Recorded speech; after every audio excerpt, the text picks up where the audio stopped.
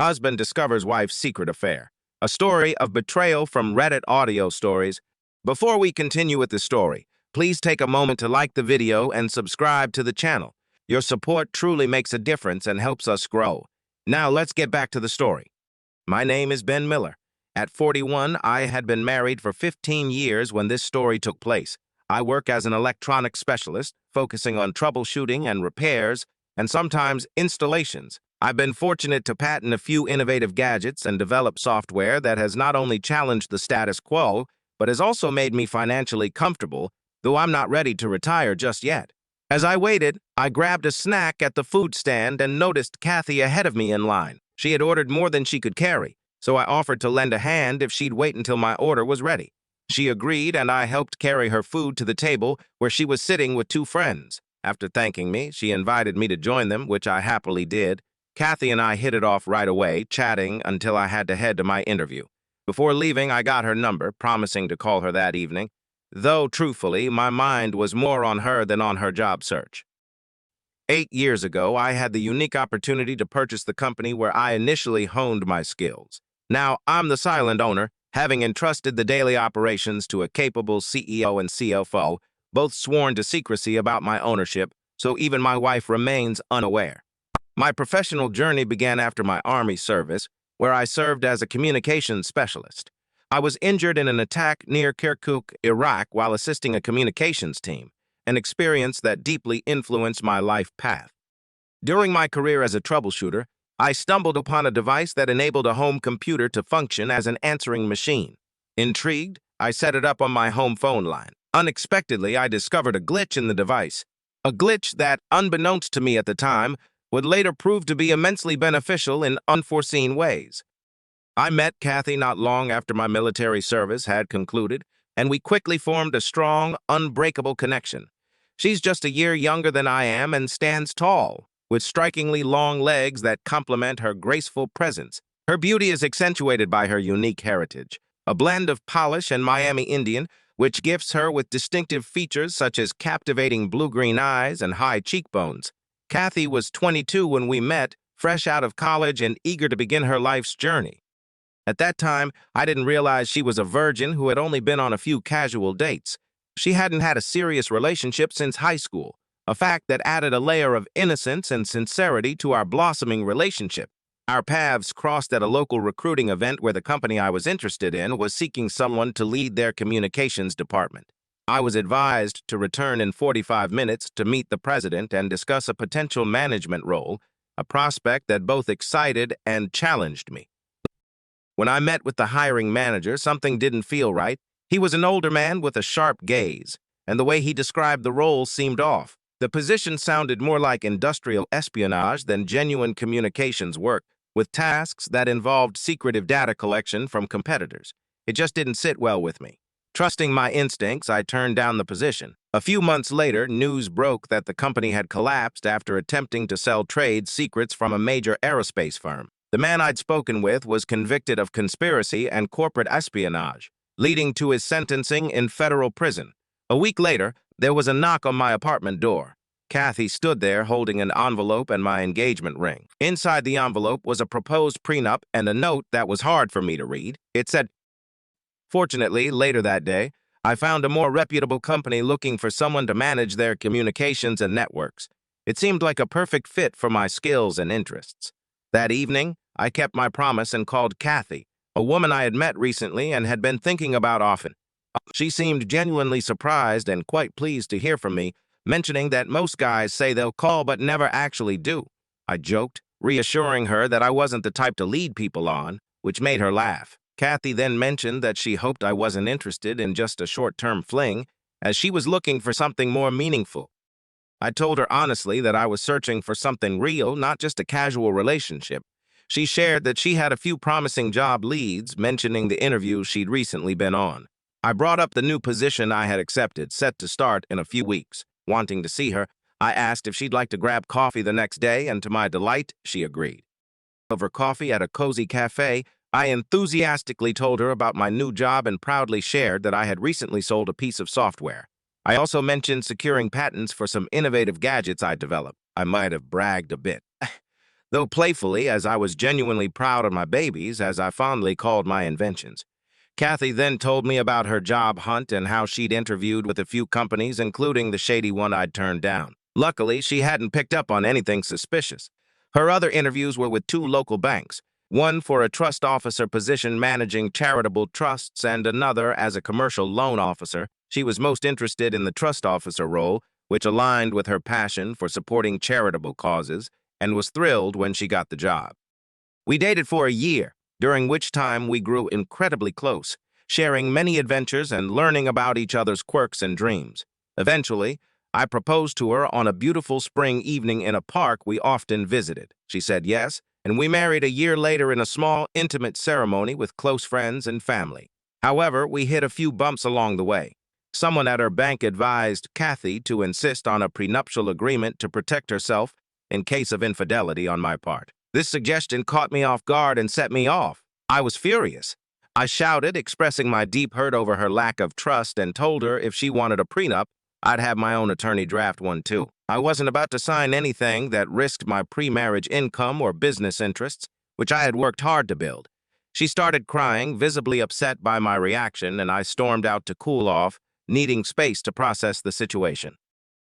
Ben, there are things I haven't shared with you. I have a trust fund, not massive but meaningful to me, that I'll receive when I turn 25 or get married, whichever happens first. Chad Williams, who works at the bank and manages my trust, suggested the prenup to protect it. This isn't about doubting you. I love you and want to marry you. Deep down, I trust you wouldn't hurt me, but there's a part of me that thinks it's wise to protect myself. I'm returning the ring until you either sign the prenup, suggest your own for negotiation, or tell me to take a hike. I love you, and I'm truly sad about this situation. Please let me know soon. Love, Kathy. Setting her note aside, I looked through the prenup. While the legal language was dense, it was clear it was designed to secure her interest, but I couldn't help feeling like I'd be left with nothing if things went south. Frustrated and somewhat anxious about the implications of this legal document, I decided to consult my lawyer the next day.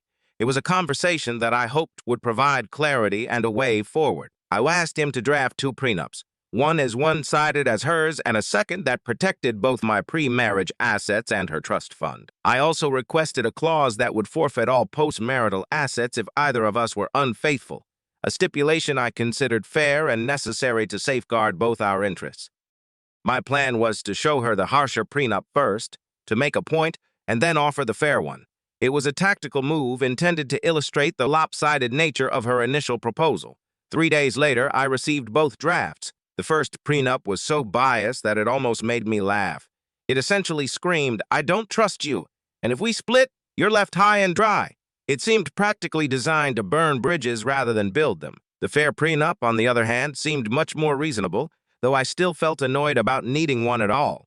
Given Kathy's approach when she handed me her prenup, I felt justified in my response. It seemed as if we were engaged in a delicate dance of trust and caution. "Kathy, I'm not going to tell you to take a hike, but here's a prenup my lawyer created to protect me. Fair warning, it's just as one-sided as the one you gave me. In fact, I used your version to start a small campfire with some of the neighborhood kids. Your actions make it clear you don't trust me. If we're going to get married, you'll need to sign mine. Let me know if you'd rather negotiate a balanced version, or if you want to walk away. I love you and truly want to marry you, but I won't stand for a marriage built on mistrust. You can have the ring back anytime. Just show me you believe in us. If I don't hear from you before my job starts, I'll take it as a sign to move on. The ring is here whenever you're ready to claim it. All my love, Ben?" In sending this message, I hope to convey my willingness to work through this issue while also standing firm on my own principles. It was a moment that would define our relationship one way or another. A few days later, I received an irate phone call from Kathy, which caught me off guard. She went off about how selfish I was, calling me a scumsucker and telling me I could go to hell before she would ever sign the prenup I had proposed. Her voice was trembling with anger as she claimed it was so awful that she wouldn't even use it to wrap garbage. I couldn't help but chuckle at her choice of words, which only made her more upset, and she burst into tears. Her emotions were a roller coaster, and after a while, she calmed down. I took a deep breath and said, "Now you understand how I felt. If you really want a prenup, I've got one that you can have your lawyer review. We can use it as a starting point. Just know that your lack of trust is why I included an adultery clause for either side. So, what's it going to be? Do we move forward, or should I eat shit and die? Amid her frustration, she started laughing and replied, "You'd probably want horseradish on the side, you jerk. If I didn't love you so much, I'd come over there and kick you. Just send me the copy and we'll see what happens. I love you." Her sudden shift to humor showed me that perhaps we could navigate through this. Then she hung up, leaving me to ponder our next steps.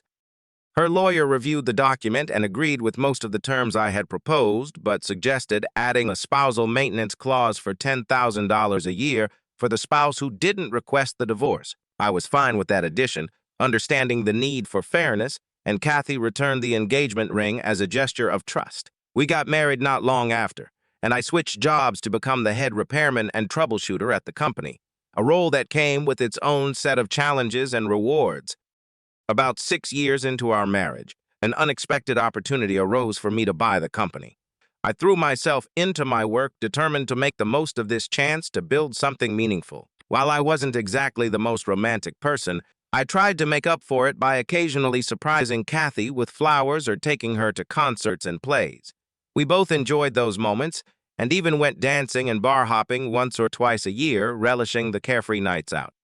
At some point, I realized I had developed a bit of a drinking problem. It was a gradual realization, one that came from noticing how much I relied on alcohol during social gatherings and stressful times. So I decided to quit drinking altogether. I still participated in all the other activities we enjoyed together, ensuring our quality time wasn't affected, and I never stopped Kathy from having a drink when she wanted one at home. It was a personal journey, but a necessary one to maintain the harmony and happiness in our lives. During our vacations and long weekends, we embarked on journeys across the country, seeking out hidden gems and immersing ourselves in new experiences. Life felt good, filled with adventure, and Kathy seemed content, never voicing any complaints. We thrived on sharing activities together, always eager to dive into new adventures to keep our relationship vibrant and exciting. My career was a focal point for me, yet I was equally committed to supporting Kathy and her ambitions, whatever they might be. We both cherished our travels and the fond memories they created. In anticipation of future adventures, we even invested in a minivan and customized it with camping gear and other essentials. But as time went on, we never ventured into the realm of parenthood, a topic that seemed to remain untouched in our conversations. The majority of the conversations with Kathy's sister were lighthearted, filled with gossip and trivial matters. However, as I listened more closely, I began to notice a shift in their discussions. Around the same time that our intimacy had started to decline, the conversations began to focus more on their sex lives. In one call, Kathy openly admitted to fantasizing about having an affair. This was followed by more frequent calls, with her sister remarking on how fortunate Kathy was to have a man like me who was still attracted to her. As with many relationships, the frequency of intimacy naturally dwindled over time. What was once a nightly occurrence gradually transitioned to just 2 or 3 times a week. I accepted this evolution, not dwelling on it too much until about 6 months before I overheard a phone call that shifted my perspective. Around then, Kathy's interest in intimacy seemed to wane entirely. It took me a couple of months to notice that our intimate moments were diminishing, and some encounters felt more like obligations than genuine connections, as Kathy seemed increasingly distant and disengaged, a change that left me puzzled and concerned. A few months earlier, I had set up a new answering machine connected to a spare computer for testing purposes. About 6 weeks after installing it, I discovered a glitch that caused the device to record automatically after a certain number of incoming calls. This feature consumed a significant amount of hard drive space, so once a week, I would meticulously review the call logs, print out a list of numbers and durations, and delete the recordings to free up space. After maintaining this routine for about a month, I observed an unsettling pattern. Several calls, each lasting between 30 to 45 minutes, originated from 2 different numbers. One number belonged to Kathy's sister, while the other remained a mystery with no name attached to it. These lengthy conversations consistently took place after Kathy returned home, occurring just before I arrived roughly 90 minutes later. Adding to the mystery were repeated calls from the unknown number. If Kathy didn't answer, the caller hung up without leaving a message, an odd behavior that struck me as peculiar. Intrigued and somewhat apprehensive, I began saving these particular recordings onto a CD for future listening sessions. After enduring an especially stressful week at work, I decided to take a long weekend to decompress and spent that time listening to the recorded calls, hoping to uncover any clues hidden within the conversations. Kathy responded with a heavy sigh. I don't know, Ben has become so dull. We don't do anything exciting anymore. It's like the spark is gone, and I'm craving something new and thrilling. Now that Chad is starting to show interest at work, I'm thinking of teasing him to see if it adds some excitement to my life. Her words left me livid, yet in that moment, it still felt like some outlandish fantasy. I continued to listen to a few more calls, and about a month later, I noticed that calls from an unknown number were increasing. Initially, I brushed it off, thinking one of them might be innocuous. I grabbed some bedding and pillows and made a bed on the daybeat in the office. One day, it was Chad on the line, confirming a luncheon with the trust officers and discussing some other mundane work-related matters. However, the following week, Chad's call took a shocking turn. After going over the usual work details, he casually remarked, "The trust officer luncheon was a bust, but you were a lot of fun afterward. I didn't know you had a birthmark there." That statement struck me like a punch to the gut. I knew Kathy had a birthmark on the inside of her left breast, one that's visible only when she's bare. Even the skimpiest bikini couldn't reveal it. My mind raced with anger and betrayal. The next time we had what I had come to call mercy sex, I was startled when Kathy insisted on having the lights off. This request was unlike her. The only times we'd ever made love in the dark were when we were in the car or outdoors where privacy was an issue. When I asked her what was going on, she shrugged off my concern, replying, "Nothing's wrong. I just want the lights off, and I'm not in the mood for anything too intense." That's when my frustration reached its peak, and I snapped. "Jess, Kathy, not only are you cutting down on the frequency, but now you're limiting positions too. No thanks. I'll sleep in my office. That way, you can have the dark." As I walked away, the weight of our crumbling relationship hung heavily over me, leaving a bitter taste of disillusionment and anger. The next morning, Kathy emerged from our bedroom with swollen eyes, clearly having been crying all night. Her expression was a mix of regret and shame, and she offered a quiet apology, but I wasn't ready to let it go so easily. "If you value our marriage," I told her sternly, "you need to understand something. Forsaking all others isn't just some romantic phrase we recited at our wedding. Those are vows, and they mean something significant. If you ever cheat on me, whether in word or deed, this marriage is over." She looked away, guilt flooding her face, and I could see the weight of the situation settling in on her. Kathy's face went pale upon hearing my ultimatum, and she suddenly turned on her heel and ran from the room, her sobs echoing as she slammed the bathroom door behind her. I left for work feeling a complex mix of anger and heartbreak, a heavy weight in my chest. Over the next few weeks, I isolated myself in the home office, continuing to overhear more and more suggestive phone calls. About 15 days later, during one particularly disheartening eavesdrop, I heard Chad's voice say, "You taste so good and you really get me going. I hope you're still restricting sex with that idiot husband of yours. You belong to me. If he gets pushy, just give him a BJ the next night." When I returned home from work that evening, I was taken aback to find Kathy in the bathroom, completely naked. My heart sank as I noticed she had shaved herself entirely, something she had always firmly refused to do despite my occasional requests. My gaze immediately fell on a large hickey prominently displayed on her breast, along with several others scattered across her thighs, leaving no doubt about her infidelity. She screamed in shock upon seeing me and demanded that I leave the room, but I shot back, my anger escalating, "Get dressed and meet me at the kitchen table in 15 minutes, or I'll be calling a lawyer in the morning and it won't be to discuss my will." I stormed into the office, my mind a whirlwind of betrayal and confusion, and pulled out the prenuptial agreement, placing it prominently on the kitchen table as a silent warning of what was to come. About 25 minutes later, Kathy finally came downstairs, visibly flustered and uncertain. She opened her mouth to speak, clearly trying to find the right words to justify herself. "I can explain," she began. "Not unless you're planning on being honest," I interrupted, my voice hard and unyielding. "Why does the prenup mean nothing to you? Did you really shave for Chad when you refused to do it for me all these years? Was he complaining about hair in places I never did?" The betrayal felt like a physical wound, and I struggled to keep my composure as I awaited her response, the tension in the room almost tangible. "Ben, I didn't mean..." "Did Chad need to mark his territory?" I cut her off again, my voice rising. "I never put a hickey on you because I respected you, but clearly he had no problem marking you in ways I never would. And let's not forget what you told your sister, how I was so boring. Well, guess what? I won't be boring anymore. Chad can have you. I'm moving out this weekend. Kathy's expression shifted to panic. What are you saying? You can't just leave me like this.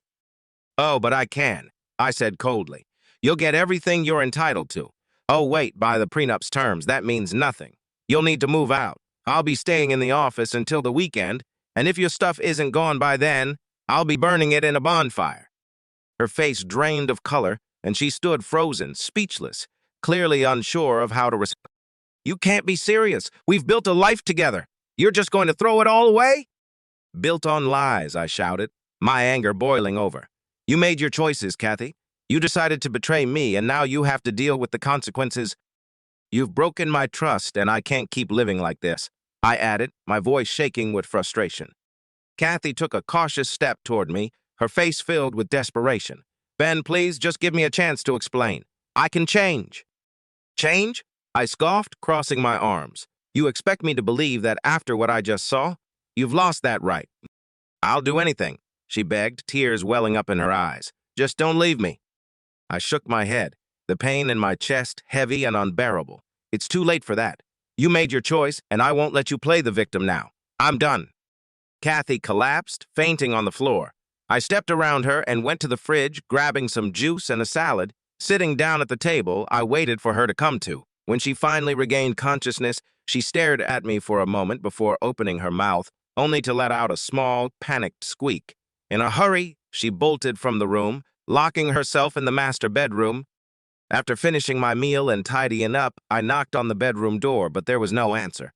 I remembered a time when a neighbor's kid had locked himself in the bathroom, and I pulled out a bent paperclip I had kept above the door. I quickly unlocked it and started going through her side of the dresser. "What are you doing in here?" Kathy shouted from inside after realizing I had opened the door. I chuckled and replied, "It's my house now, and you're either going to the guest room or you're leaving. Your choice. And if you choose to leave, you'll need a cab because I'm canceling the lease on your car." "Why are you acting like such a jerk?" she snapped, clearly upset. I looked at her, pointing to the marks on her body. "Take a long look in the mirror, Kathy. Remember our talk about trust and the argument over the prenup? Well, I overheard your little lover boasting about how he got to do things with you that I never even got the chance to. You never let me do that." I paused, watching her face for any sign of an explanation. Kathy closed her mouth, and after a heavy sigh, she slowly walked out of the room and into the guest room. I heard the door shut quietly behind her.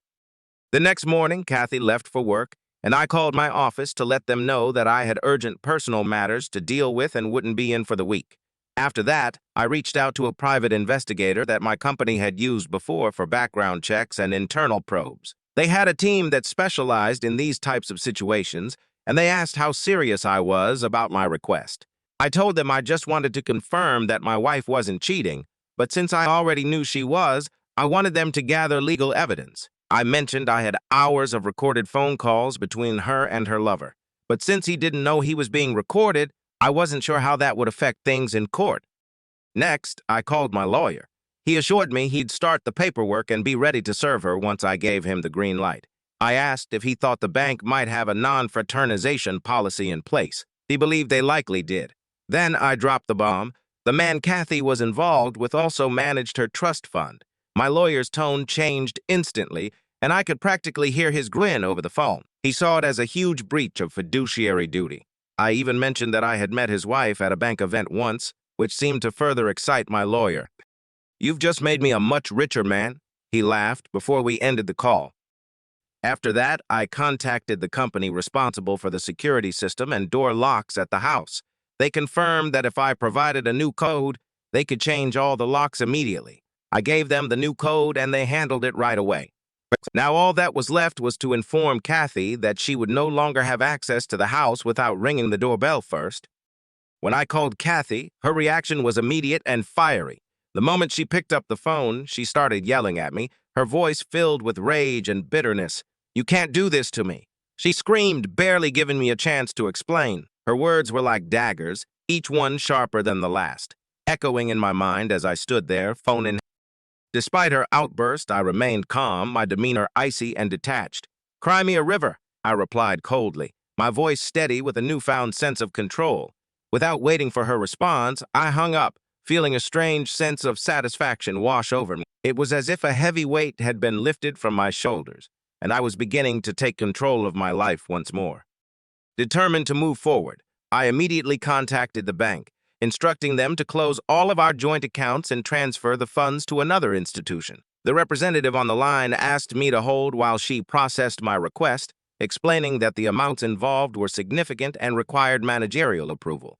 After a brief pause, an authoritative-sounding man took over the call, his tone questioning why I wanted to close the accounts. "That's none of your business," I responded firmly, refusing to be intimidated. "I just decided it's time to move my money to a more reputable bank." There was a long pause on the line, the silence stretching out uncomfortably before he finally agreed, confirming that the accounts would be closed. He informed me that I could come in later that afternoon to sign the necessary paperwork and collect the check. I set the appointment for 1:30 p.m., feeling a sense of urgency in my decision. Next, I called my broker and instructed him to remove Kathy from all of my accounts and to ensure I was removed from hers as well. I wanted to sever all financial ties between us, to make a clean break. The weight of the situation was settling in, but I knew I had to keep moving forward. Determined not to let emotions cloud my judgment, I called my lawyer once more.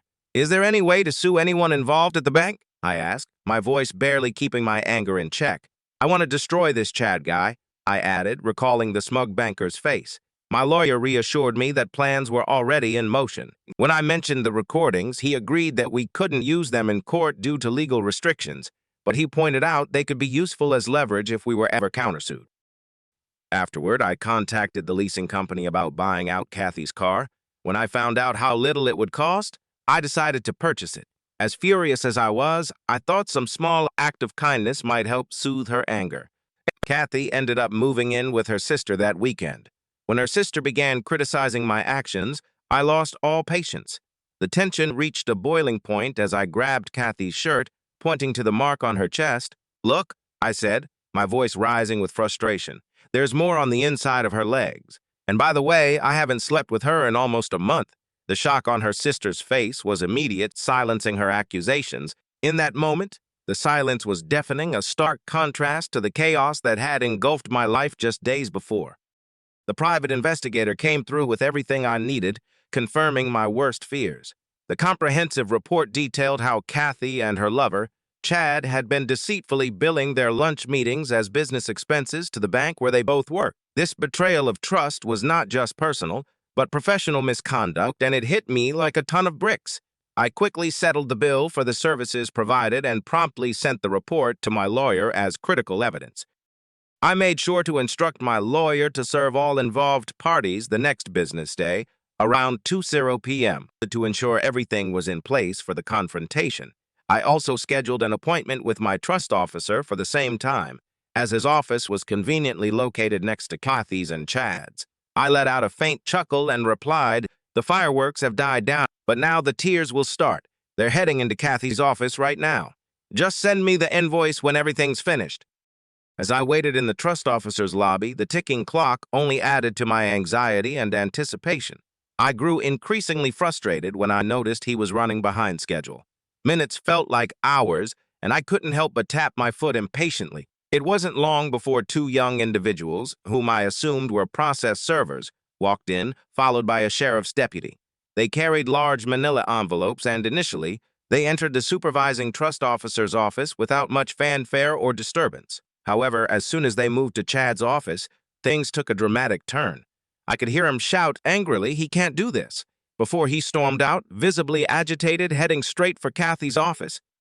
As Chad saw me sitting there, his expression morphed from disbelief to pure fury as he charged at me without warning. His punch landed squarely, catching me off guard and with such force that I lost consciousness for a brief moment. When I came to, I noticed Chad was in handcuffs and the deputy was looking at me with genuine concern.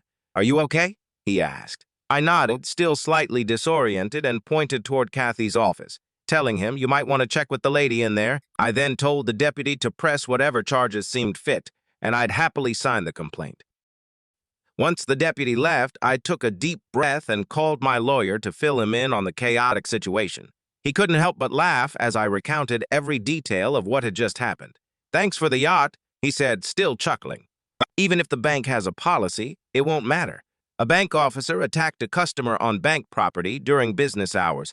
How would you feel about owning a branch or two of that bank? His words lingered, hinting at the potential legal and financial repercussions for Kathy and Chad, and possibly the bank itself. My lawyer chuckled in return, a reassuring sound, saying, "By the time we're through, I'll make sure one of the terms is that the bank pays my bill.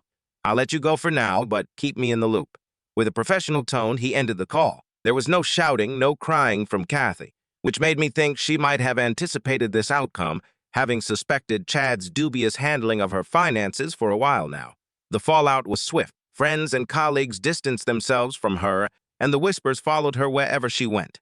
It was as if the whole town had turned its back on her. I watched as her self-assurance crumbled, how she became a mere shell of the person she once was. Eventually, it became obvious that staying in town was no longer an option for her.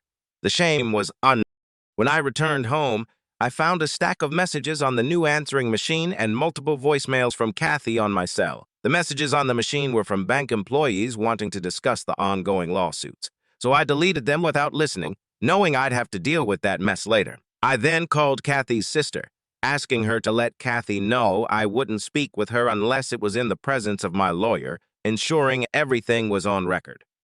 An interesting call came in from my private investigator, a seasoned professional who had been invaluable throughout this ordeal. He informed me that the state attorney general's office had started investigating Chad for potentially embezzling from several trust funds, including Kathy's. It turned out he had been manipulating her meticulously, using their personal relationship to keep her unaware of his fraudulent actions. Chad was arrested on charges of grand theft, embezzlement, and breach of trust following an extensive investigation. Unfortunately, Kathy's trust was nearly drained by his actions. Upon discovering this, she decided to sue the bank. With the help of our lawyers, we waded through a long, complicated legal battle and secured a settlement in the high seven-figure range, successfully restoring Kathy's trust fund in the process. Even though Kathy made efforts to reconcile, expressing remorse and regret, I simply handed her a jar of mustard, a peculiar but symbolic gesture. The day the divorce was finalized felt surreal, almost like an out-of-body experience. As I sat across from Kathy in that sterile conference room, I could see the weight of the situation sinking in for her demeanor a mix of resignation and reflection. The judge went through the formalities, reading the legal jargon methodically, but my mind was far away, consumed by everything that had happened and the life that had unraveled before me. When the ruling was read, I felt a mix of relief and sadness. The marriage I once held dear had turned into a battlefield, and now, at last, it was over. The conditions were laid out. The financial settlements, the custody arrangements, the division of assets meticulously documented and agreed upon. I glanced at Kathy for a brief moment, and there was a flicker of empathy, a reminder of the past we shared, but it quickly faded as I remembered the betrayal, the trust that had been irreparably broken. Not long after the divorce was finalized, the scandal erupted. I had kept things quiet until that point, respecting the privacy of those involved, but I wasn't going to let her walk away without facing some consequences. I made the decision to leak the videos of her and Chad online, knowing it would create a storm, ripple through our social circles, and impact her profoundly. In hindsight, it was a moment of weakness, one I regretted deeply. But at the time, I wasn't seeking revenge, only wanting her to understand the impact of her actions and the pain she had inflicted upon others. When she finally packed up and left, I experienced an odd blend of satisfaction and guilt. I had won the battle, but at what personal or emotional cost? As I watched her drive away, her car disappearing down the road until it was a mere speck in the distance, I couldn't help but wonder if I had crossed a line that couldn't be undone. I had repeatedly told myself that I was just taking back control of my life, reclaiming the happiness that had eluded me for so long, but seeing her so broken and defeated made me question my true intentions and the morality of my actions. The silence that followed her departure was deafening, a heavy stillness that seemed to permeate every corner of the now empty house. I was free, or at least, that's what I had thought. But it didn't feel the way I had imagined it would. I thought that letting her go would bring some semblance of closure, a sense of peace to my troubled mind. Instead, I found myself confronting the harsh reality of what we had lost. Years of shared memories, laughter, and tears now reduced to mere echoes in the empty rooms. The divorce was final, the papers signed, and she was gone. Yet the shadows of our past still lingered, haunting me in the quiet moments of solitude. Feel free to leave your thoughts in the comments below and don't forget to like, share, and subscribe. Your engagement and support mean the world to me as I navigate this new chapter.